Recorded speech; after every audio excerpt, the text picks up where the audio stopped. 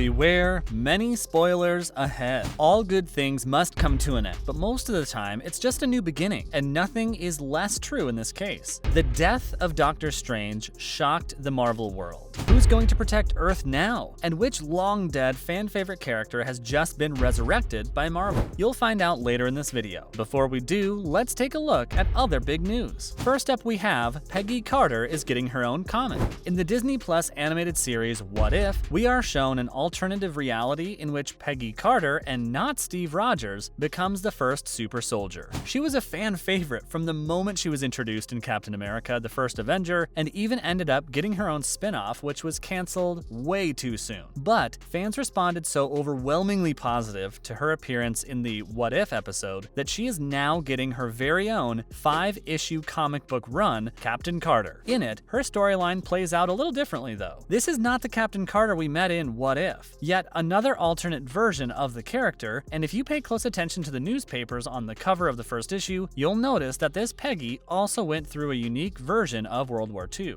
So what will the comic be about? After nearly 80 years in suspended animation, Peggy wakes up to a world very different from the one she left behind. After returning to the UK, she finds herself thrown into action after the appearance of new villains that have links to her past. Struggling to find a new place in the world, she's forced to work alongside a security agency called Strike. It's described as a superhero spy thriller, and it may not be as straightforward as Captain America had. In short, Captain Carter is absolutely worth checking out. And now, did you hear that George R.R. Martin is teaming up with Marvel for a new comic book series? He may be best known as the author of A Song of Ice and Fire. George R.R. Martin is also the editor, together with Melinda M. Snodgrass, of a literary anthology series called Wild Cards. With more than 25 novels, 20 short stories, and written by over 40 authors, it's nothing short of epic. But it gets better. Marvel announced in February that it will be teaming up with Martin to produce and publish a comic adaptation of the first Wild Cards novel this summer. Wild Cards is an alternate Earth, home to superpowered individuals. The title refers to the alien wildcard virus, which either kills or mutates humans that are infected with it. The Marvel Limited series will be called Wild Cards: The Drawing of the Cards, and will be done by writer Paul Cornus and artist Mike Hawthorne. The announcement promised it should serve as both an entry point for newcomers as much as a reimagining for longtime fans. Wild Card is very dear to Martin, and he is said to feel very privileged to be able to announce that an industry giant like Marvel is going to produce a comic book from the beginning of this story, which is set to be released on June 1st, 2022. Next, let's take a look at the Morbius trailer and its Easter eggs. Sony has just released a new trailer for Morbius, and it's filled with Easter eggs. No wonder it has 20 years of Spider-Man movies to build on. In the first trailer, there were references to all major Spider-Man franchises. First, we see Michael Morbius walking past a poster that reads Murderer, a reference to the Mysterio Spidey drama in Far From Home. Also visible is what looks like a picture of Tobey Maguire's suit. When Morbius picks up a copy of the Daily Bugle, there are cover lines that are referring to the Amazing Spider-Man's Black Cat and Rhino. And at last, the big one, it looks like Michael Keaton's Vulture has wormed his way in there. Which brings us the new trailer, which was released late February. We're reminded that Morbius accidentally turns himself into a vampire. But this time, we see more of Keaton's Superman villain. At the end of Spider-Man Homecoming, he's thrown in prison, and it looks like he's still in there,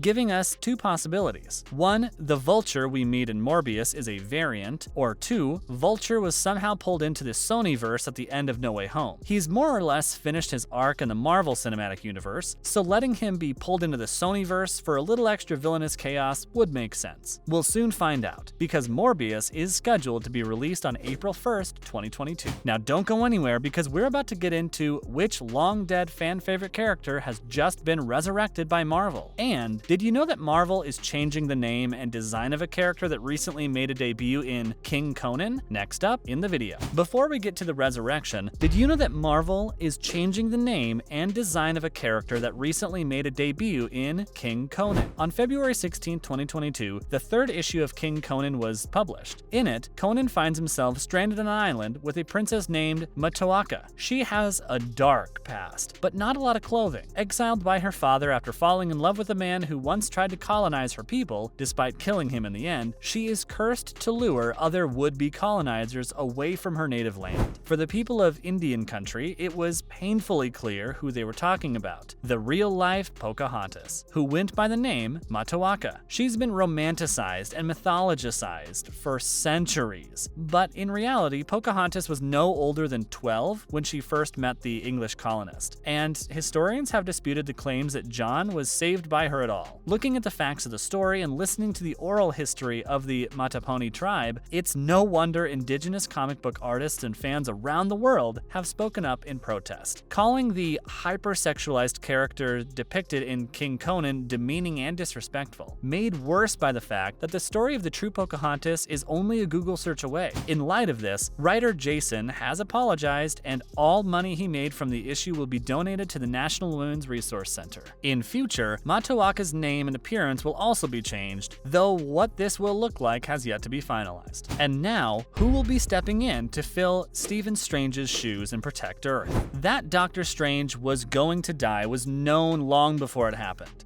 It didn't make it less of a blow, and the Marvel fanbase is still reeling, especially because we're not sure whether it's another gimmick death or he's actually going to stay dead. One thing is for sure, his death is leading directly into Strange number 1. Ever since the announcement, theories about who will replace the Sorcerer Supreme have gone into every direction, a good candidate was Magic, as alternate futures have already revealed that she will one day replace Doctor Strange. But she's rather busy with the X-Men at the moment, and besides, who could be a better replacement for Stephen Strange than his wife, Clea Strange? She's a native to the Dark Dimension, one of the Faltine, a race of warlords and conquerors. She's never been human and wants something with the same single-minded desire that we know from Umar and Dormammu. She's perfect to fill Stephen Strange's shoes, already embodying some vital characteristics needed to be an effective Sorcerer Supreme. Though we'll witness her fighting off magical gangsters of the Blasphemy Syndicate to protect Earth, it's clear